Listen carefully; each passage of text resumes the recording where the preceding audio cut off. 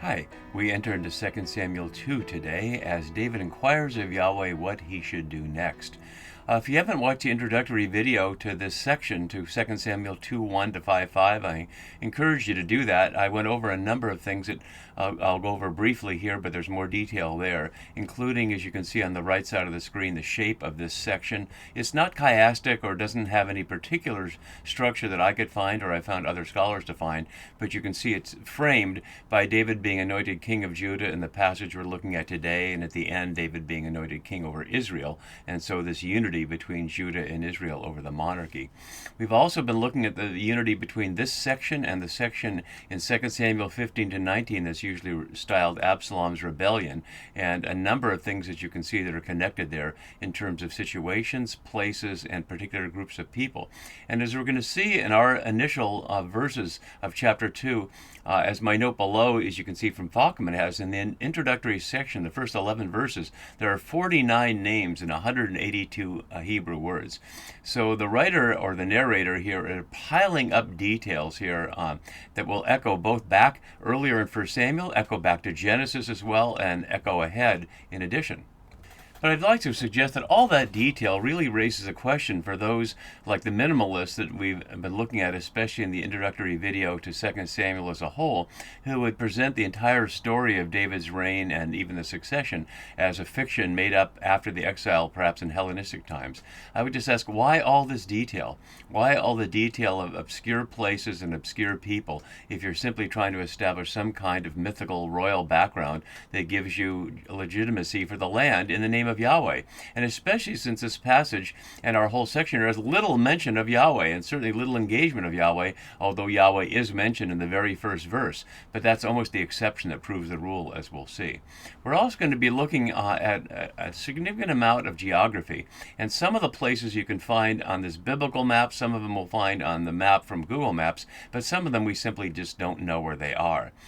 So Hebron, as we see mentioned here in the first verse, and we'll look at it more in just a minute, is here, but Mahanaim is not, which is where in the next scene Abner will take Ishbaal to make him king over a wide range of territory, and archaeologists simply aren't sure exactly where it is. And there is a Gibeon, and I'll point out in the next video, there's something there that's a water source, but whether it was a pool in ancient times is hard to know. So it's often difficult to correlate biblical geography with the real world as we know it here in the 21st century, but sometimes we can. But for the original audience, it would beg that question, depending upon when we think the original audience is. If they're a Jerusalem-centered polity in the post-exilic era, they would hardly know anything about all these places in the north that would have been long ago conquered first by the Assyrians and then by the Babylonians, and long been out of play, so to speak, in the imperial struggles that the people in Jerusalem and its environs faced. So just questions we need to present as we enter into our story here. We're also put up the key words, and as a number of scholars have noted, the very first word here, ahari, after, is 15 times in this chapter and 13 times in the second half of the chapter. So you can see it all in the blue here, and I've translated them all consistently so you can see the after. Sometimes the New RSV has a different word there, but you can see so much going after, going after, going after, both in the sense of following and in the sense of pursuing, both directions. And it's obviously here, we don't know the scene necessarily, it's a pursuit here, so going after someone in a race, but also going after their kin here. So a whole bunch of very interesting key words. And I've also put in the names as keywords, both of people and places, which are not so much Hebrew words with nuance, but they're key to what's going on here, because as we've already seen, what's at issue is an impending war between the house of David and the house of Saul. Whether that's exactly continuous with the house of Judah and the house of Israel as polities, we'll have to see as we go. So let's leave the keywords up. I'll go back and forth between that and the atlas as we enter into our story. So again, going to my note below, we can see some of the other meanings of ahare, and nowhere else in the Hebrew scriptures there's such a piling up of uses. And I note here, coming up in a few verses, is in the sense of support or obey, but later it's to be on someone's side, like you're following after a team or a politician and such. To pursue hostilely, which is what we see here, and then ultimately the spear in the back. It's 58 times in 2 Samuel, all these times here, but almost half of those are in this one chapter, so a lot of that. Similarly here, the story starts after Saul's death, and the question of Saul's family's continuing reign comes up with David sawling here, as you can see. So, via Sha'al David, he Sauled of Yahweh. So whether that's meant to be a play on words or meant to show, as it is on the surface of the text, David is piously asking Yahweh for directions rather than simply being a politician or asking his peers or just doing something randomly. It's presenting him as someone seeking Yahweh first. And as part of that, I'd also like to note that what we're seeing really from the last scene with the intoning of the song over Saul and Jonathan, who again weren't there but for the sake of the public, is David acting, as we might say, presidential. Going from the kind of marginal character with his band of misfits going from town to town, extorting wealthy landowners like Nabal and going into towns and killing all the witnesses, and then rounding up the lost people from Ziklag, and then sharing the tribute with the people in the southern towns of what's about to be called the House of Judah, going from, if you will, the gangster to the politician. Following the journey that we've seen with people like Michael Corleone or the American founders as they go from rebels against the crown to being President George Washington and elite founding fathers like Jefferson and Madison, etc. So that process of transformation is partly in terms of action and partly in terms of symbol and partly in terms of narrative. And that's certainly one of the arguments that people make about this entire story, is to justify why someone who started off as a marginal shepherd boy and then became an apparent gangster is the person who would be revered as the greatest king in biblical history. You'll have to decide for that whether you buy into the propaganda or not. So he inquires of Yahweh, not whether he should go to battle, but simply where he shall go. And we realize he doesn't have a home. He's been on the run from Saul for so long. We might wonder, although the text doesn't, what about his family? What about Jesse and where he started? Way back then, back in 1 Samuel 16, we haven't heard about Jesse or any of his brothers. So he apparently doesn't have any sense of going home, like Saul spent much of his time at Gibeah, apparently his hometown. Now he's wondering what he should do. So he asks here, shall I go up into any of the cities of Judah? Notice he doesn't ask an open-ended question. He asks a very specific question about the cities of Judah. And as Falkelman notes below, it's difficult to regard as open as he already knows where he's going. And so, does he already know where he's going, or does the text know where he's going? Isn't exactly clear. He says to any of the cities, and his altar notes, that is to set up headquarters.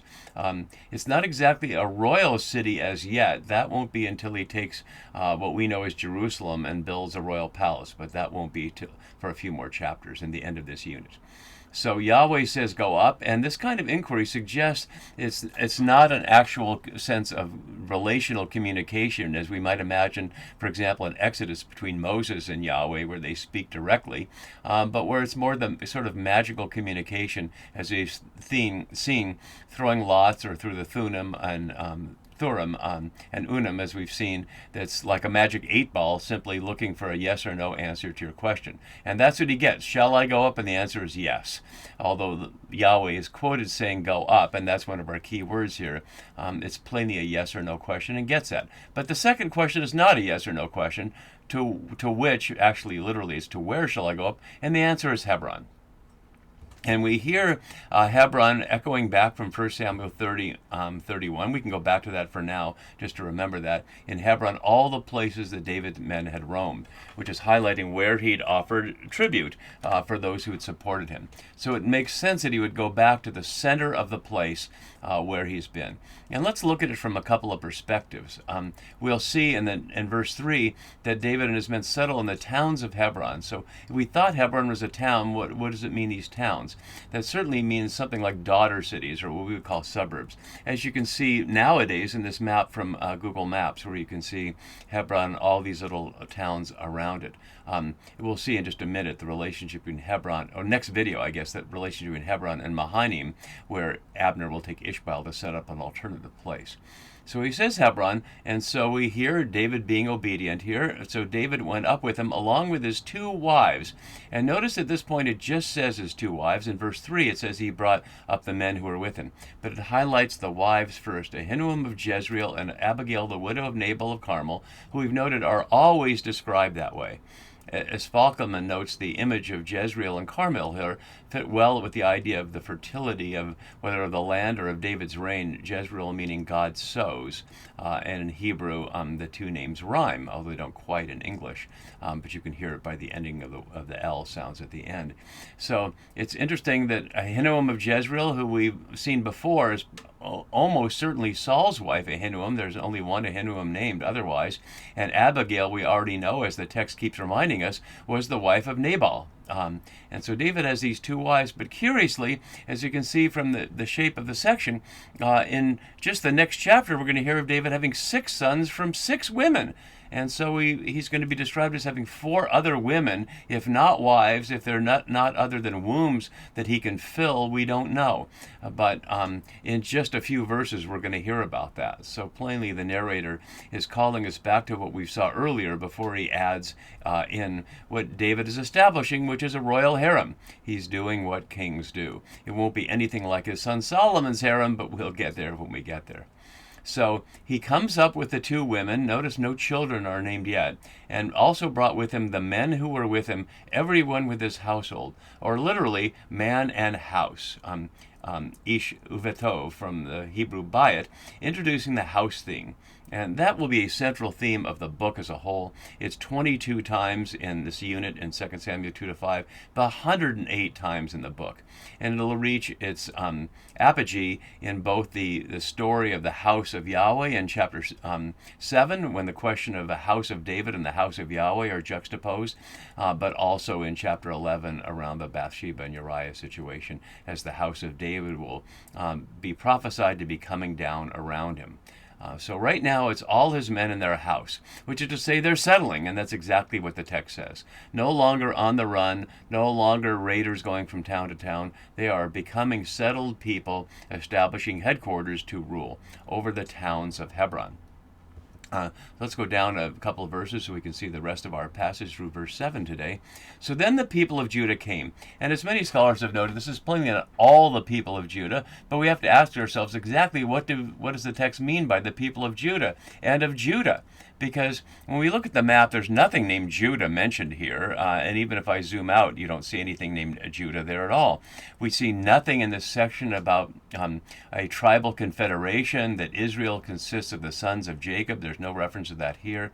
And as I've written in my book, Come Out My People, the sense of there being a configuration of smaller units that become put together into a nation may well have derived from Solomon's dividing the nation up into tax districts and appointing people over each tax district to supervise the collection of taxes, which then eventually led to a solidarity against empire, as we often see when disparate ethnic groups are bonded around their common resistance to a foreign source of authority which claims jurisdiction over them. We'd see that in places like the Philistines and Indonesia and among many Native American groups when European white people came and they bonded in opposition.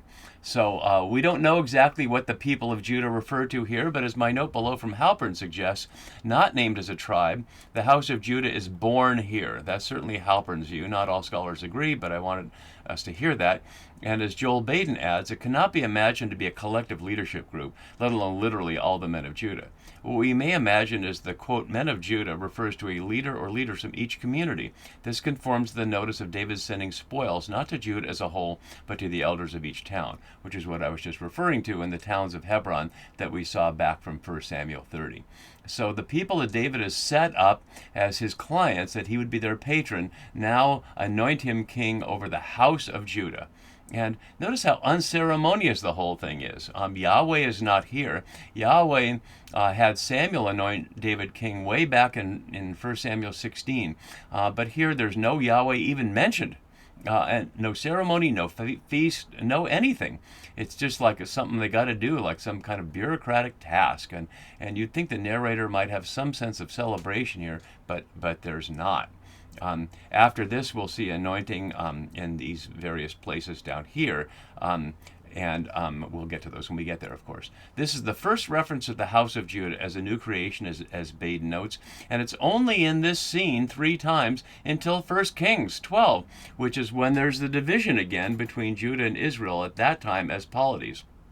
And as Mari Leonard Fleckman, who is a source scholar who's seeing this as a setup from different sources, she argues that the usual scholarly assumption of Judah's priority in David's reign is misguided, that Judah only appears here and at the end of the Absalom story, as I was noting here, although I didn't put Judah. The elders of Judah are only in those places.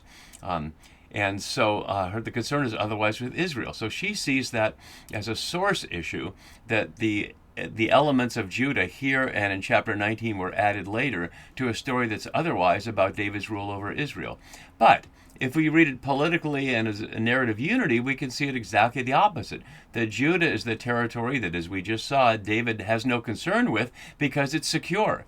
It's a territory of Israel that had otherwise been under Saul that's insecure, that he needs to claim reign over, and that the narrators need to claim David had reign over. And it's precisely Israel, the elders of Israel, who will go to David's grandson Rehoboam and say, your father, which is to say Solomon, was harsh on us. And when Rehoboam refuses to lighten the load, they rebel. And so plainly from now until then, and really all the way through the exile, what we might know as Israel was resistance to being controlled by a Jerusalem-centered polity. Right now it's a Hebron-centered polity, and we were about to be told, no, we're already told, that David reigned from Hebron 7 years and 6 months. But not the whole time. It will end up being in Jerusalem to fill out the many decades of his reign. So the house of Judah here is introduced, and we really don't know what we're supposed to imagine of that. Is it a political group? Is it an ethnic group? Is it an extended family, which is what house has otherwise been? It's just left there for us to fill in as we go.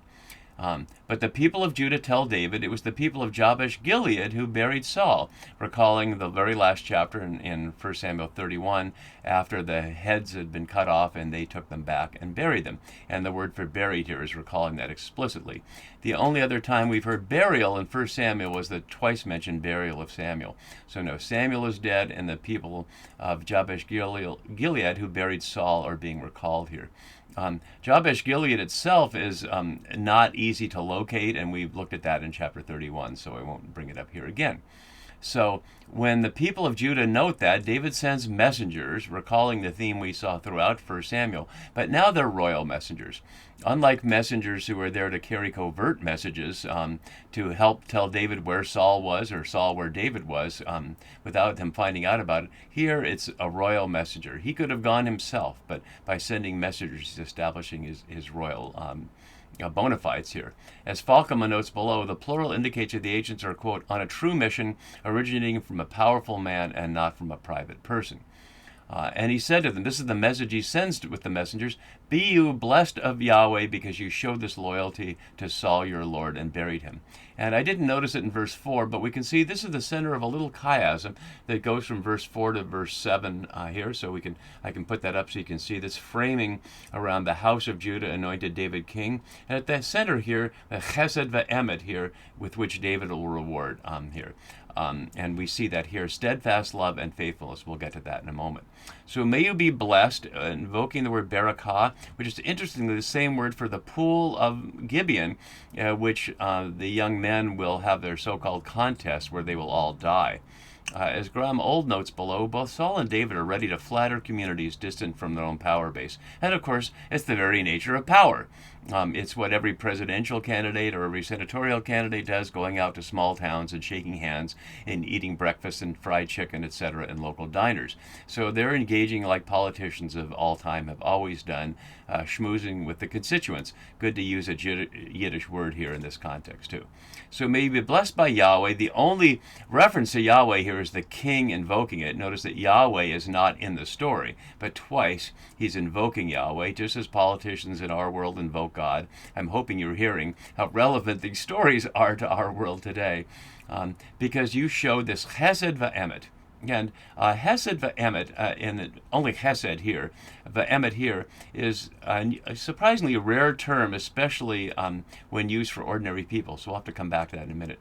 Notice loyalty to Saul your Lord, not your king. because now your king is David, and that's the case, and that'll be put as a proposal, we'll see, to other people coming up soon. And so he's offering this reward because you showed chesed to Saul, your Lord, and buried him. Now may Yahweh show chesed ve'emet to you. We only see Hesed ve'emet 2 other times in the entire Deuteronomistic history. Here in 1520, which you can see here, may Yahweh show Hesed and emet to you in a different context. We don't need to worry about the context there. And once earlier in Joshua, and that's all. But it's 26 times in the Masoretic text, the Hebrew language Bible, 14 times in the Psalms, and 4 more in the Proverbs. So only 8 times outside Psalms and Proverbs. And 3 of them are in the Deuteronomistic history, and 3 of them are in Genesis. And one of them in Genesis, which I want to look at here, is closely aligned with Mahanaim, which is where Abner will take Ishmael to make him king. So it's associated in Genesis 32:10 with Mahanaim, the double cave. We can see it here when Jacob is praying desperately to Yahweh, I'm not worthy of the least of all the chesed ve'emet you have shown to your servant.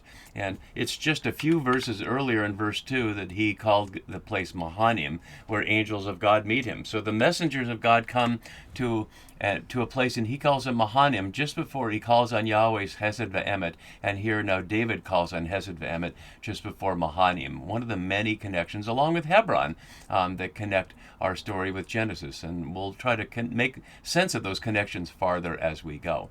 So he continues to say, now may Yahweh show Hesed ve'emet to you, and I will reward you. Literally, I will make this good because you have done this thing, or literally, you have made this word. And so therefore he has a therefore to them. And as Falkman notes, God has disappeared from the text and practical politics obtrudes itself. And notice that the velvet fist, the velvet glove and the iron fist that's going on in what he says here. Therefore, let your hands be strong, using the word tehek, it's hard to say without the vowels here, tehezekna, which the lexicon says to mean to grow firm, strong, or strengthen. In other words, the process of becoming strong. Ironically anticipating 2:16, where the young men at the pool become stronger at each other, and a couple other times, as we'll see. And he says, be strong and be valiant. In other words, be a son of power. Why do they need to be strong and be valiant? Because these are the people that have already buried Saul, and the people of Judah have called on David to come to them. Why do they need to be strong? Well, we find out in the next scene, because Abner wants them to be under Ishmael, Saul's son. So the strength that David is saying they need is to be able to resist Abner's blandishments, that they should be ruled by Saul. Which is why David continues, for Saul your Lord is dead, and the house of Judah has anointed me king over them. And as Falkman notes below, quasi-self-effacing, he now makes himself into the object of other people's activity. He does not want to create the impression that he himself is the initiator. But that impression is plainly created. And what we can see here is the threat. That, in other words, since the house of Judah has anointed me king, resistance is futile. Your Lord is dead. You can be strong. You can join the winning side. Saul is the losing side. Come over to me. And before we hear the response, we find out that Abner has another plan in mind. And we'll get to that next time when we find Abner taking Ishmael and making him king in Mahanaim. See you for that next time. Bye-bye.